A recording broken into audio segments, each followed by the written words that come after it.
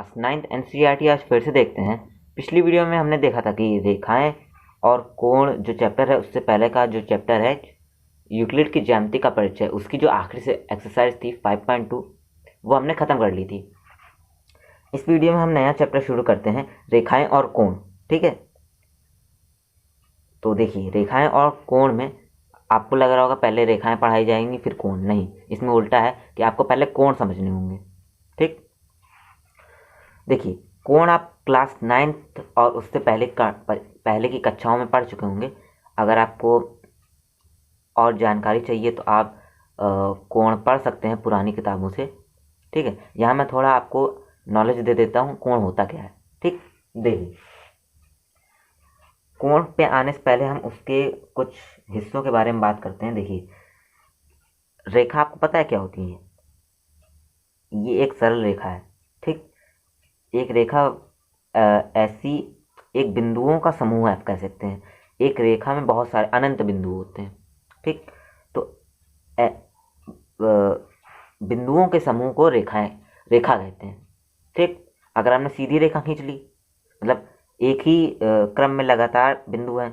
ठीक है, बिल्कुल बिल्कुल सीधे सीधे, जैसे ये ऐसे सीधे सीधे हैं, तो इसको क्या बोलते हैं? सरल रेखा बोलते हैं। सरल का मतलब है सीधी। ठीक, और आपने क्या ऐसे बिंदु ले लिए, ये तो आपने इसको ऐसे मिलाया, तो ये रेखा तो है लेकिन ये सरल रेखा नहीं है। ठीक, तो आप समझ गए होंगे कि रेखा क्या होती है, सरल रेखा क्या होती है। ठीक, अब जैसे ये कोई रेखा है। ठीक, यहाँ से हमने ये वाला बिंदु लिया, यहाँ से हमने ये वाला बिंदु लिया, इसको यहीं पे बना लिया हमने। ठीक, तो इससे हम क्या बोलते हैं? रेखाखंड बोलते हैं। एक रेखा का वह भाग जिसके दो अंत बिंदु हों क्या कहलाता है? रेखाखंड कहलाता है। एक प्रकार से ये भी एक रेखाखंड है, क्योंकि ये जो रेखा है वो शांत नहीं है। ये रेखा शांत नहीं है, इसको हम आगे ऐसे बढ़ा सकते हैं। तो ये है रेखा और ये है रेखाखंड। अगर यहाँ एरो है इसका मतलब है ये एक रेखा है। ये इसको हम और भी बढ़ा सकते हैं, लेकिन ये जो है वो एक रेखाखंड है। इसकी एक लंबाई होगी, इसकी कोई लंबाई नहीं है। समझिए आप, तो रेखाखंड क्या होता है? जिसके दो अंत बिंदु होते हैं। ठीक, रेखा का वह भाग जिसका एक अंत बिंदु हो किरण कहलाता है। समझ गए आप? मतलब जैसे हमने ये रेखा खींची और यहाँ पे हमने तीर बना दिया और यहाँ एक अंत बिंदु है, तो इसको हम क्या कहेंगे? इसको हम कहेंगे किरण। इसका एक अंत बिंदु है जहाँ पे ये जाके खत्म हो जाती है और ये बढ़ता ही जाएगा आगे, इसकी बिल्कुल कोई लंबाई नहीं। तो ये क्या हो गया? ये एक किरण हो गई। ठीक, अब संरेख बिंदु क्या होते हैं? जैसे ये रेखाखंड है, इससे बहुत सारे बिंदु हैं। मान लिया 3 बिंदु हैं, ए बी और सी, इस रेखाखंड पे वो हैं। ठीक, तो इन बिंदुओं को क्या कहेंगे? संरेख बिंदु कहेंगे। अगर ए बी और सी तीनों इस रेखाखंड पे उपस्थित नहीं है बिंदु, तो हम इन्हें क्या कहेंगे? असंरेख बिंदु कहेंगे। तो आप समझ गए होंगे संरेख बिंदु क्या होते हैं, असंरेख बिंदु क्या होते हैं। ठीक, तो आप समझते हैं कोण क्या होता है। जब दो किरणें एक ही अंत बिंदु से प्रारंभ होती हैं तो उनके बीच क्या बनता है? हमारा कोण बनता है। ठीक, मतलब कि ये देखिए यहाँ पे ये एक अंत बिंदु है, यहाँ से दो किरण निकली, एक ये गई एक ये गई, तो ये आगे बढ़ती जाएंगी, लेकिन इन दोनों के बीच क्या बनता है? हमारा कोण। जिनका एक ही अंत बिंदु हो और दो किरणें जा रही हूँ और उसके बीच क्या बनता है? हमारा कोण बनता है। ठीक, समझ गए आप? तो ये जो किरणें जा रही हैं इन्हें हम कह देते हैं भुजाएं, कोण की भुजाएं। और जो अंत बिंदु है उभयनिष्ठ अंत बिंदु इन किरणों का, उसे हम क्या कहते हैं? शीर्ष कहते हैं। ये भुजाएं हो गई और ये शीर्ष हो गया। अब समझते हैं कोण कितने प्रकार के होते हैं। तो आपने देख लिया कि कोण क्या होता है, रेखाखंड क्या होता है। अब देखते हैं कोण कितने प्रकार के होते हैं। आपने समझ लिया कोण क्या होता है। ठीक, देखिए आपको पता होगा कि जो वृत्त होता है, ठीक, ये व्यास है, तो यहाँ से इतना जो होता है ये जो कोण है ये 360 होता है। ठीक, ये कितना है 360 डिग्री। ऐसे ही आपको पता होगा एक ग्राफ, जैसे हमने ये एक्स अक्ष ले ली, ये वाई डैश, ये वाई हो गई, ये एक्स हो गई और ये वाई, तो ये कितना है 90, ये भी 90 है, ये भी 90 है और ये भी 90 है, तो ये पूरा मिलके कितना हो गया 360 डिग्री। ठीक, तो ये 360 डिग्री होता है। अब जैसे हम यहाँ पे आए एक्स और वाई अक्ष में, ठीक, देखिए ये हो गया एक्स अक्ष, ठीक, और वाई से हमने थोड़ा तिरछा इस तरफ, इन दोनों का एक ही अंत बिंदु है, ये दोनों किरणें हैं, ठीक, और ये जो कोण है वो देखिए ये 90 है और इससे हमने थोड़ा ऐसे ये, तो देखिए 90 में से थोड़ा कम हुआ ना, तो ये भी 90 से कम हुआ, समझ गए आप। तो इसे हम क्या कहते हैं, न्यून कोण कहते हैं। न्यून कोण का मतलब होता है कि ये x डिग्री मान लिया हमने, तो 1 डिग्री मतलब 0 degree is less than x is less than 90 degree, समझ गए आप। 0 degree less than x less than 90 degree, इसका मतलब है कि जो x का मान है वो 0 या 90 के बीच में होगा, 90 नहीं होगा, 0 या 90 के बीच में होगा, समझ गए आप।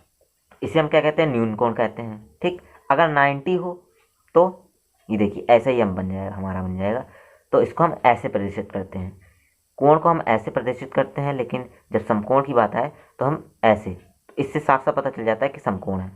ठीक, तो ये 90 डिग्री होता है, इसे हम समकोण कहते हैं। सही, ठीक है, आप समझ गए होंगे। ठीक, अब देखिए अधिक कोण क्या होता है, ये देखिए यहाँ पे,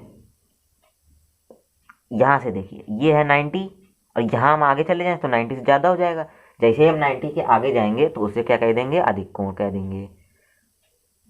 ये देखिए ये हो गया हमारा समकोण, ये जो है ये हमारा समकोण हो गया। ठीक, थोड़ा डायग्राम गलत बन गया, अब इसको यहाँ से मिला लीजिएगा। देखिए ये समकोण हो गया और ये से थोड़ा आगे निकल गया, तो ये क्या हो गया, अधिक कोण हो गया। इसे न्यून कोण बोलते हैं, इसे समकोण बोलते हैं और इसे अधिक कोण बोलते हैं, क्योंकि ये इसका जो मान होता है इसमें क्या है, x इज इक्वल टू कितना है 90 डिग्री, इसमें क्या होगा, इसमें होगा हमारा 90 degree is less than x is less than 180 degree, मतलब कि x का जो मान है वो 90 डिग्री और 180 डिग्री के बीच में होगा। ठीक, आप समझ गए। देखिए ऋजुओं कोण क्या होता है, ऋजुओं कोण का मतलब होता है ये हमने x अक्ष हमने बना ली, ठीक, और यहाँ पे कोई बिंदु ले लिया, तो यहाँ से यहाँ तक ये एक अंत बिंदु है मान लिया, ठीक, और ये दो किरणें हैं। ठीक, तो इनके बीच कितना कोण बनेगा, अगर ये एक सरल रेखा है तो इनके बीच 180 डिग्री का कोण बनता है। तो इसको हम क्या बोलते हैं, इसको हम बोलते हैं ऋजु कोण, इसको हम क्या बोलते हैं, ऋजु कोण। तो x इक्वल टू कितना होगा 180 डिग्री। ठीक, अब देखते हैं प्रतिवर्ती कोण।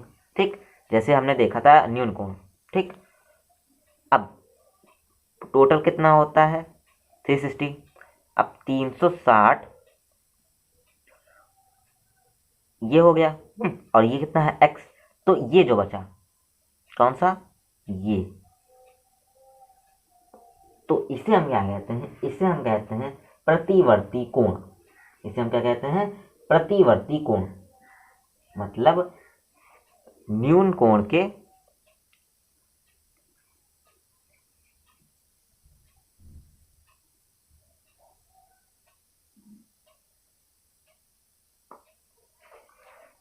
मतलब क्या कि वह कोण जो जिसका मान 180 डिग्री से अधिक और 360 डिग्री से कम होता है, उसे हम क्या कहते हैं, प्रतिवर्ती कोण।